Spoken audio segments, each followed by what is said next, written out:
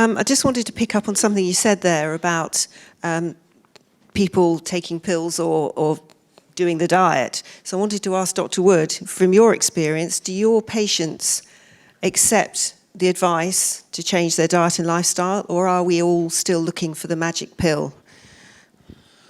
I think most of the people that I've seen and worked with usually get to the point, and I'm sure it's the same case as many people in this room, that they get to the point where they realize that the conventional method just isn't working. And I'll go through a couple of examples because I think it's very useful to see what might actually happen in real life. So I've worked a lot with multiple sclerosis, and I've talked a lot about multiple sclerosis because a member of my family has it. And we spent a lot of time, we basically just went through every single paper that had ever been published on multiple sclerosis, be it in a test tube or an animal or in humans. And we basically just decided, let's not assume anything. We'll just start from scratch and we'll just build this big picture about everything that could be causing it. And what shook out was this huge potential for diet to affect that.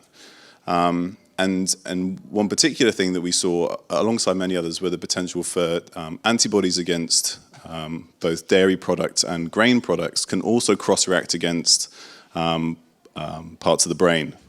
And that's been shown a number of times.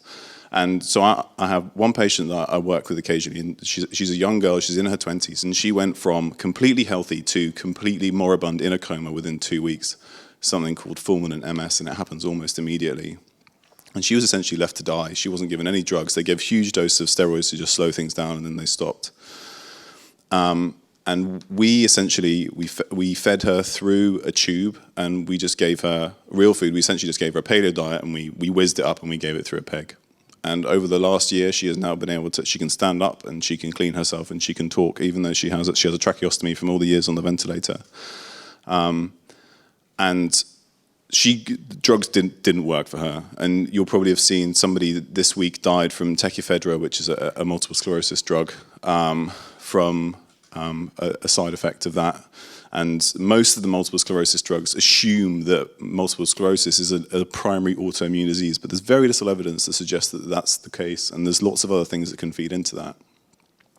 So in that case, in multiple sclerosis, drugs generally don't work, and they have a huge side effect profile that many people don't want to deal with. And Terry Wiles came up with a very similar protocol to what we came up with entirely separately, and she herself essentially cured herself of secondary progressive multiple sclerosis. And then in a slightly more maybe applicable thing, building off what you were talking about, I have a very good friend who has polycystic ovary syndrome, which is very common. And she came to me because she was trying to get pregnant. She was having huge problems with her hormones. This is 9 months ago now. She was on a 1,200 calorie diet, trying to lose weight, hugely overweight. She was 4 or 5 stone overweight, all of her hormones completely out of whack. She's going down the road of obesity, diabetes, everything, and that comes with polycystic ovaries syndrome. And we basically just took all the processed food out of her diet, particularly processed grains, no sugar. We cut out dairy to start with as well. Now she's lost 3 stone. All of her hormones have completely normalized. They've stopped all the drugs that they were giving her to make her ovulate more frequently. And she has no idea how many calories she's eating, and I don't care because it doesn't matter, because calories aren't calories. So you can have a huge effect on diet in a wide range of diseases, and there are some diseases where medications are important. But I think it's complicated to start with nutrition, and it's very easy for doctors to believe both what they're told. I mean, we are educated. I was educated at university to give statins, to prescribe blood pressure lowering drugs, but I know that weight loss and a whole foods diet can improve your blood pressure better than giving somebody a first-line antihypertensive drug. But that's not what I was taught.